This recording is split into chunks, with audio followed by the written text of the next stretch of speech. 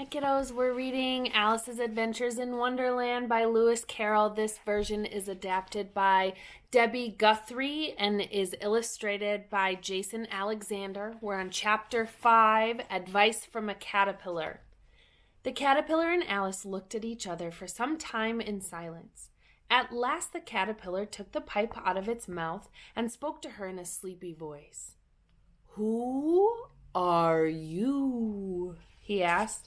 Alice replied, I don't know, sir. At least, I knew who I was when I got up this morning, but I've changed so many sizes since then." "What do you mean by that?" said the caterpillar sternly. "Explain yourself." "I can't explain myself," said Alice, "because I'm not myself, you see." "I don't see," said the caterpillar. "I can't put it more clearly," Alice replied politely. "I can't understand it myself to begin with. I have been so many sizes today. It is very confusing." "It isn't," said the caterpillar. "Well, maybe not to you," said Alice. "But when you have to turn into a chrysalis and then after that into a butterfly, I think you'll feel a little strange, won't you?" "Not a bit," said the caterpillar. "Well, maybe your feelings will change," said Alice. "It has been very strange to me." "You," said the caterpillar. "Who are you?" She replied, "I think you ought to tell me who you are first."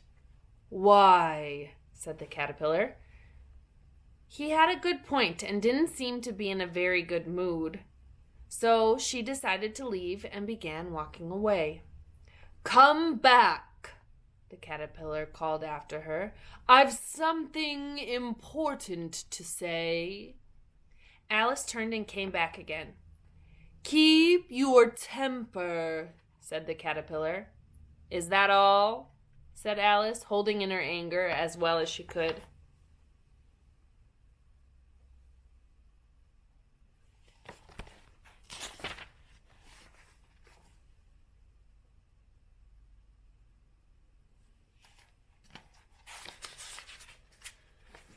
"No," said the caterpillar. Alice thought she might as well wait. The caterpillar might tell her something worth hearing. For some minutes it puffed away without speaking, but at last it unfolded its arms, took the pipe out of its mouth again, and said, "So you think you're changed, do you?" "I'm afraid I am, sir," said Alice. "I don't stay the same size for longer than 10 minutes. "What size do you want to be?" it asked. "Oh, really, I don't care what size I am," Alice replied. "I just don't like changing sizes so much. Do you know what I mean?" "I don't know," said the caterpillar. Alice said nothing. She felt that she was losing her temper again. "Are you happy with your size now?" said the caterpillar. "Well, I would like to be a little larger, if you wouldn't mind," said Alice. 3 inches is such a terrible height to be. "It is a very good height indeed," said the caterpillar angrily, rearing itself upright as it spoke. It was exactly 3 inches tall. "But I'm not used to it," pleaded poor Alice.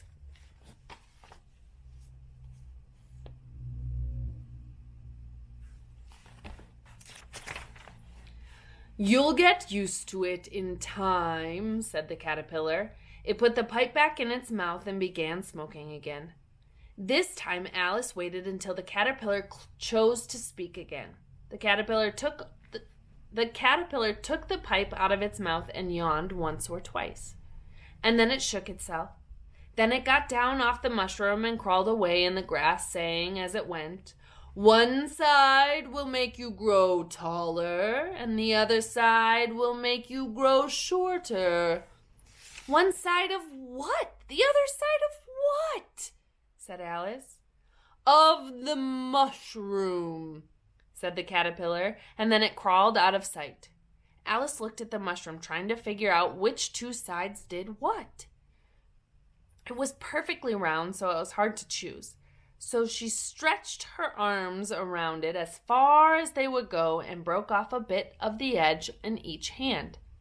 "And now which is which?" she said to herself, and nibbled a little of the right hand bit to see what would happen. The next moment, she felt a blow underneath her chin. It was stuck to her foot. And suddenly, the sudden change frightened her, but she had to hurry. She was shrinking fast. She quickly took a bite of the other bit. Her chin was pressed so hard against her foot, there was hardly enough room to open her mouth. She managed to swallow a small bit of the left hand side of the mushroom.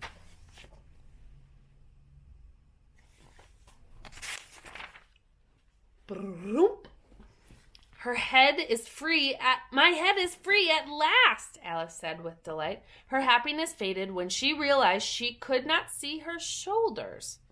All she could see was her long neck, which seemed to poke out above some green leaves that lay far below her. "What can all that green stuff be?" said Alice. "And where have my shoulders gone? And oh, my poor hands, why can't I see you?" She was moving them about, but she saw no result except a little shaking in the green leaves. She couldn't get her hands to her head, so she tried to get her head to her hands. Her neck bent in any direction like a snake. She started curving it down into the leaves, which she found out were the tops of trees.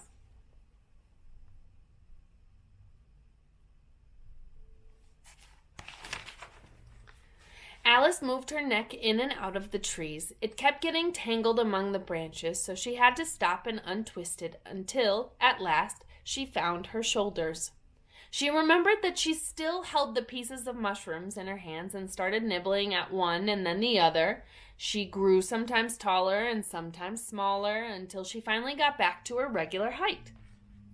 It had been such a long time since she had been the right size that it felt strange at first. But she got used to it in a few minutes. "There's half my plan done now. I'm back to my right size, and now I'm off to find that beautiful garden. But how do I find it?"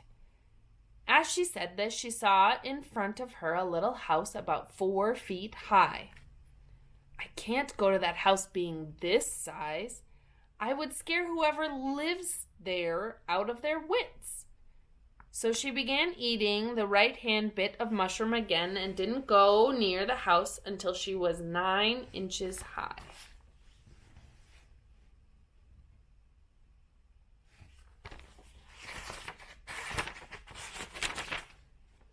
That's it for chapter 5.